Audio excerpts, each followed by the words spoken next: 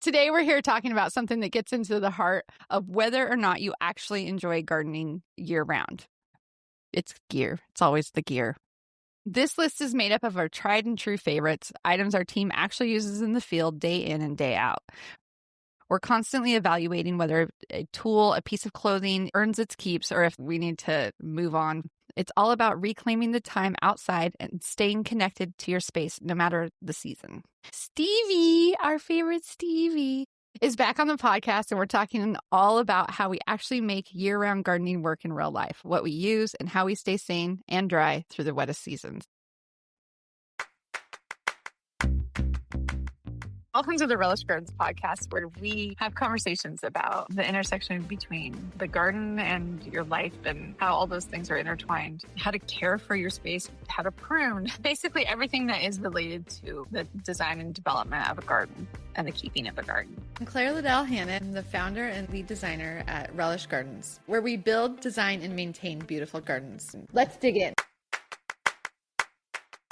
Stevie and I, whenever we're in the field and it's raining, and our clients are at home, they always come out and they're like, "You guys are gardening today?" And I'm like, "Yeah, we garden all the time." Like, and honestly, I think that a lot of times I would much rather be out when it's a little drizzly than be in the field when it's really sunny.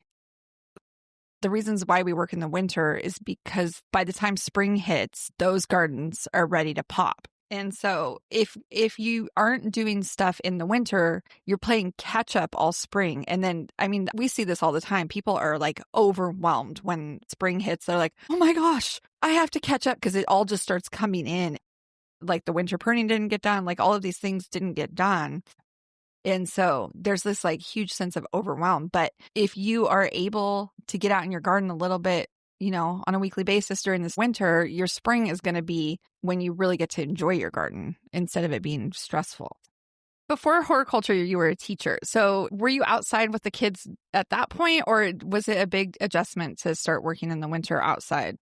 It was outside with the kids every day unless it was inclement weather. Sometimes our days would be cut much shorter outside, depending on if there was snow on the ground or when we had the heat waves and heat domes. But my goal was always to get the kids outside. And part of that is they need space and time to run around and get their energy out. If anybody that has kids or has worked with kids or been around kids know that they need that time. Yeah. So you can only do so much with an inside space. Well, and I think we also need that time too. I notice that this winters that I'm outside more, like I don't get as much of the Seasonal depression disorder. Like, I mean, Seattle is gray during the winter, and the sun it doesn't always come through. But the more I'm outside, the more that I'm getting exposed to fresh air, getting all of this stuff. So there's like a lot of personal health benefits just for the kids, but also for adults. I think that year that we were in the greenhouse all winter is probably like, I'm like, that was better than sitting in front of one of those little lights. Oh yeah, that was like the It was best just winter amazing. ever. Yeah. It was really nice. It was nice and warm, and you're just like taking care of the plants. And it's very it was good. Yeah, it was very nice. The saying that gets thrown around a lot that there's no such thing as bad weather, only bad clothing. It is hugely true when it comes to gardening all times of the year. I mean, there's extremes, but for most of the year in the Northwest, there is something to do in the garden all year round. What it really comes down to is whether or not we want to go out in the gardens. And the reason why we often don't want to go out into the gardens is because we're miserable because the gear that we have doesn't support the work that we're doing. How do you feel about working in the rain? Would you rather work in the rain or the sun? So I think my favorite time to work in the field is actually wintertime. I mean, around here, it's not really snowing, not very often or very much at least. In the Pacific Northwest, in the Western Washington. But those really cold days, your body is heating up. You're like, pruning and you're pulling tarps and you're dumping stuff and your body is just getting really hot. But you have that natural AC to kind of mitigate that heating of your body. I don't love when it's really, really wet. And when it's pouring, it's really challenging to work in sometimes. Yeah. Like within Relish, we trade tips all the time on what gear. We are like leveling up our gear choices all the time. Like, oh, did you see this? They have this. And it's like we're like progressing through the gear that we continue to keep and then also the gear that we replace. Of course, this isn't all about just what we use. It's also about how we organize it all to stay efficient and sane. We've been developing this idea of a kit for each of our gardeners and like what goes in a kit. And I mean, every gardener has the things that they absolutely love. And then there's the essentials that we kind of at Relish think that needs to be in a kit. And it's always kind of one of those things that's moving. But I think that the thing that would be the crossover here for somebody who's working as a professional gardener versus as a homeowner is that you don't have to just have tons and tons of stuff. Stuff doesn't make you a gardener. It's having the right stuff and having a pared down kit that is really, really serves you. I'm always looking to bring the least amount of things as I can in my car. Stevie's car is immaculate. You would never know she was a gardener. Not unless you open the trunk and then there's dirt in there. I mean, even then, I'd be like, her dog was in the trunk or something, but not like, it's not like enough to be like, oh, this gal gardens every single day, you know? I do try to keep my car very clean. It's funny because the first year that I did the garden show, we were students. I was taking the public transportation back and forth. And I remember sitting on the bus and just like dirt was like sloughing off of me. And I was like, I have to get a better system because I am fully unprepared to transport myself. And I just felt like, like Pigpen from Charlie Brown, just like stuff was just like coming off of me. And I didn't even know fully where it all came from. I felt so bad for the people who were cleaning up afterwards. I was like, oops, sorry. Sorry, guys. I'll do better next time.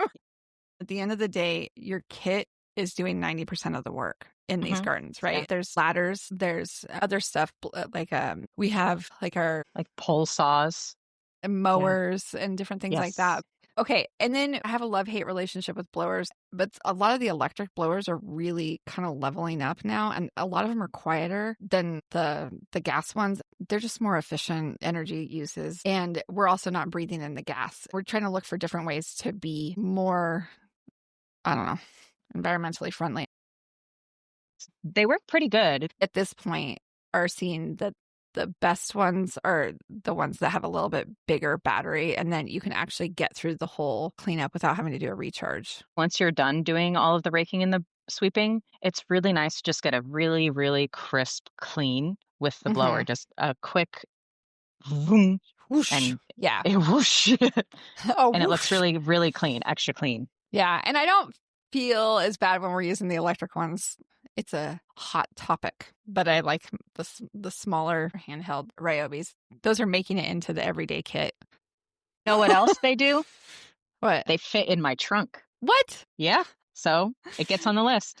Your garden gear doesn't need to take up every spot in your house. It's just like a few key things. The more stuff that you have to keep track of, the less efficient you are.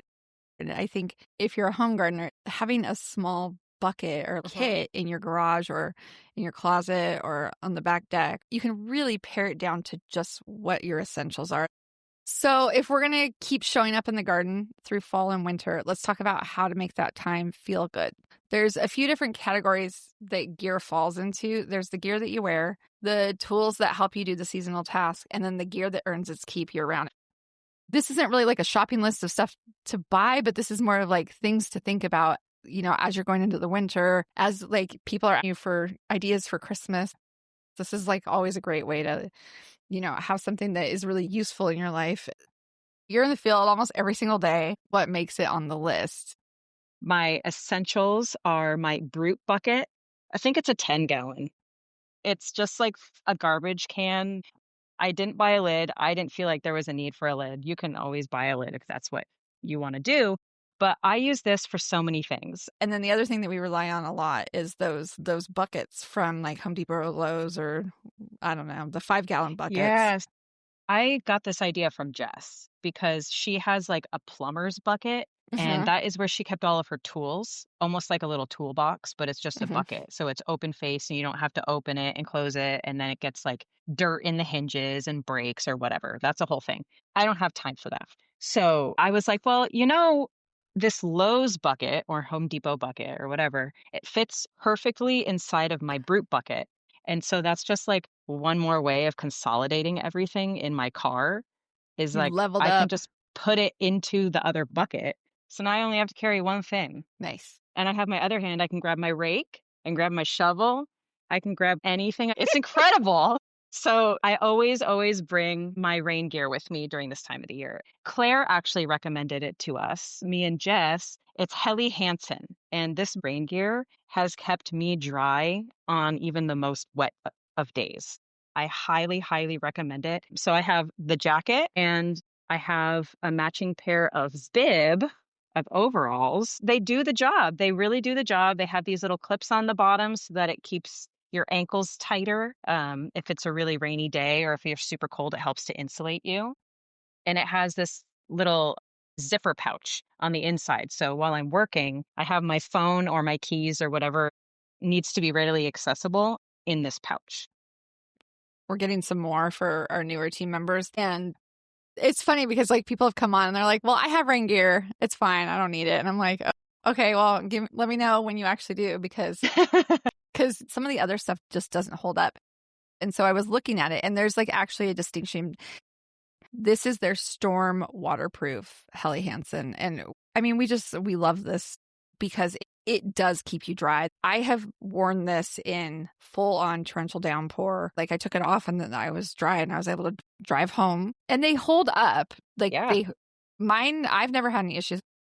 You had like a tear, but you were able to patch it and it still held up, right? I have a tear in the leg of my overalls. So I patched the tear with tent patching material.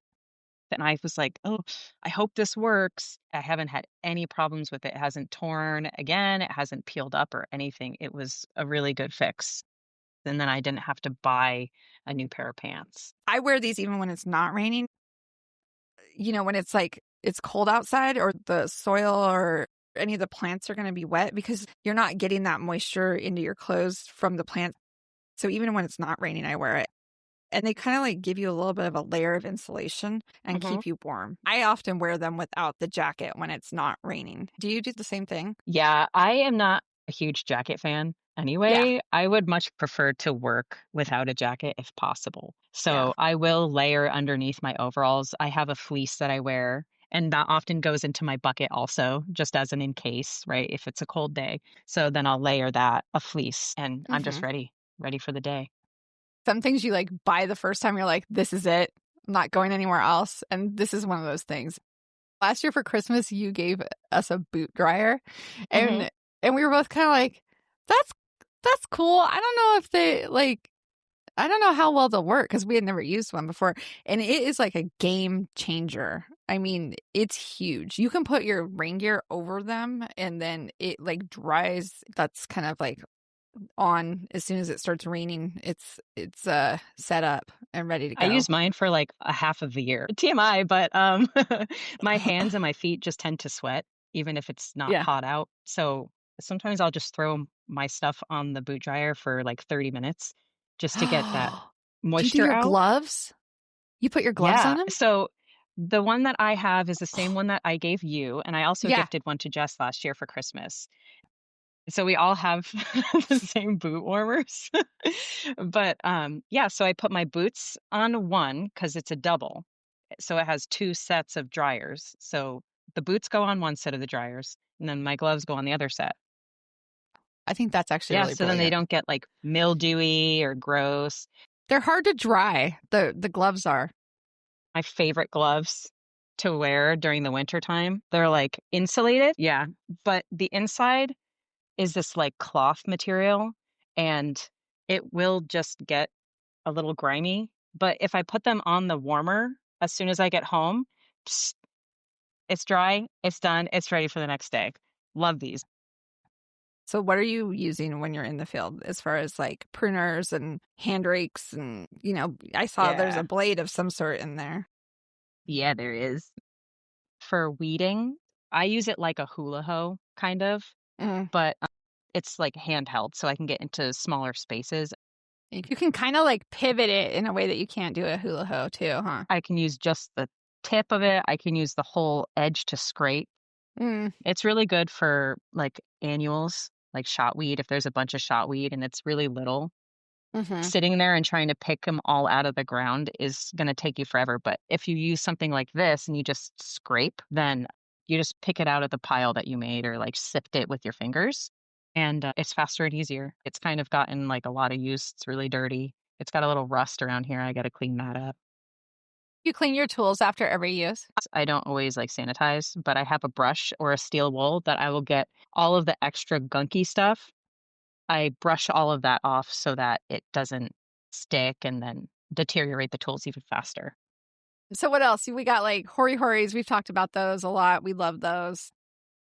I used to have a collapsible rake that only collapsed one way. And then Stevie is like, have you seen this collapsible rake?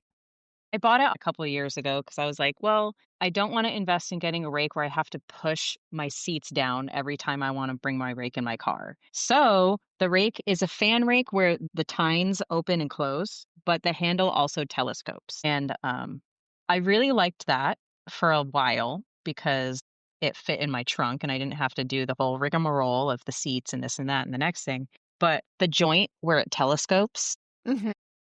kind of it started to give way a little bit, so I can't telescope it as much as I was initially able to do. So I use it as backup. I'd like to try a different brand. It's one of those things that you might have to replace, but man, when they work, they're fantastic. I also really like the collapsible one that fans out, but it doesn't have the telescoping. And I think telescoping, when you use it every day, it's hard, but it might last longer for somebody who's not using it every single day. What else do we got? I never leave my house without my knee pads. I love them. I use them every day. What? I bet they were in your bucket.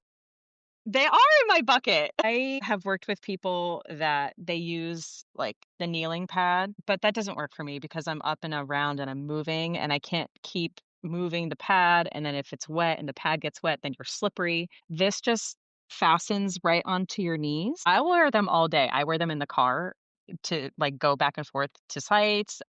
I don't even take them off throughout the day. I just leave them on. They're very comfortable. I usually buy a new pair once a year. At the end of the year, this foam, this padding, it's kind of done.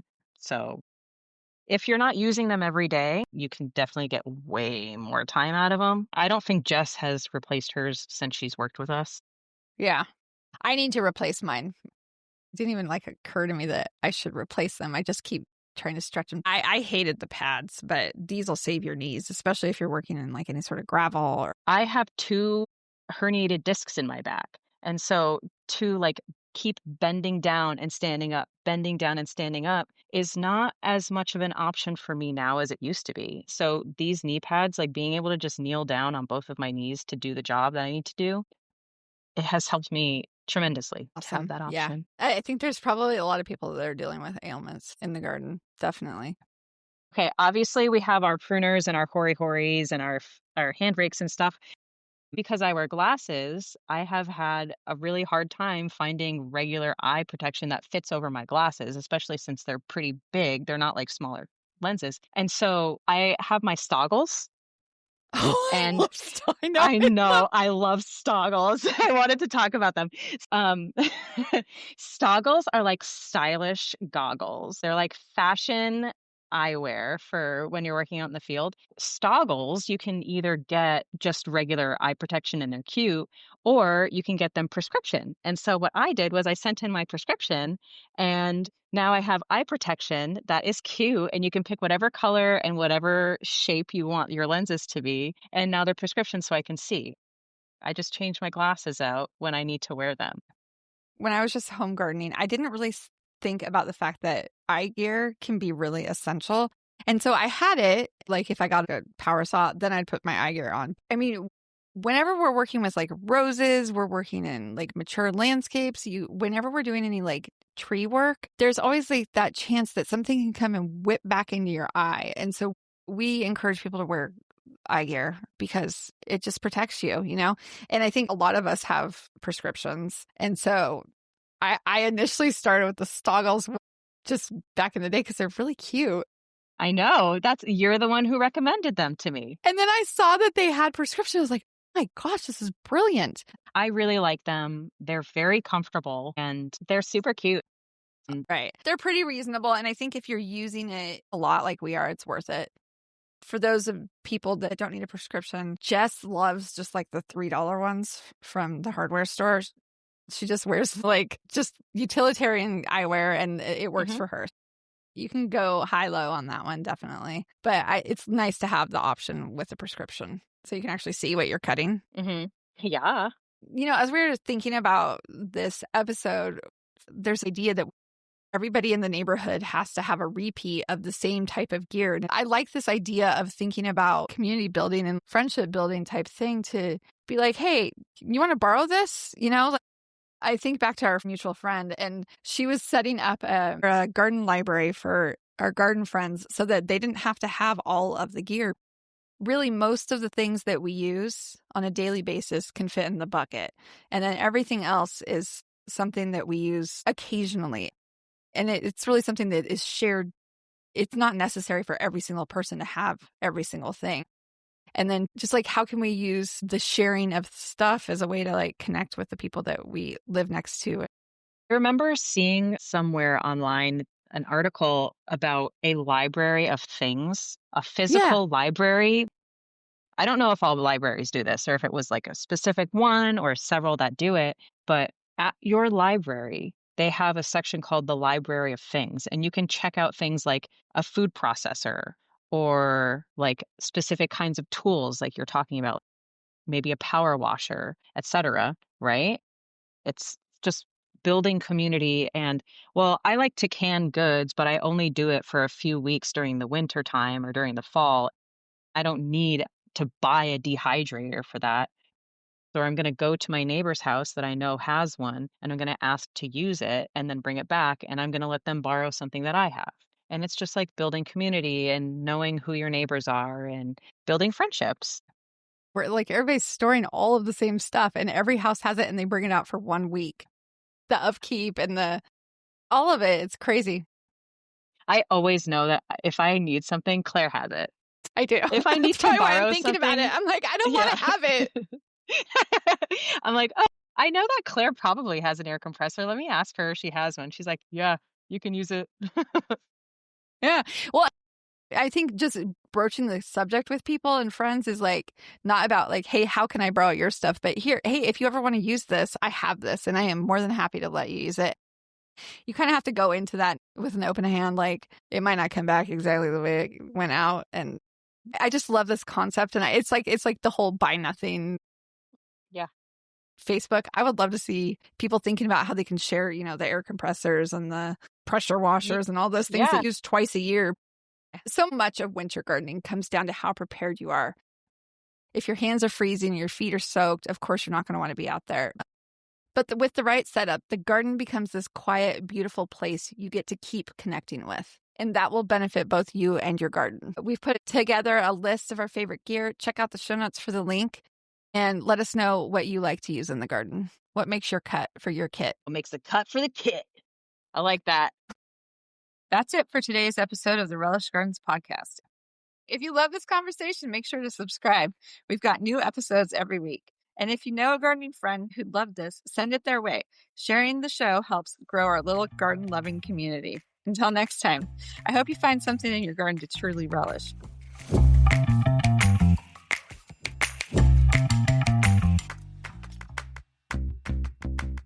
Welcome to the Relish Gardens podcast, where we have conversations about the intersection between the garden and your life and how all those things are intertwined, how to care for your space, how to prune, basically everything that is related to the design and development of a garden and the keeping of a garden. I'm Claire Liddell Hannon. I'm the founder and lead designer at Relish Gardens, where we build, design, and maintain beautiful gardens. Let's dig in.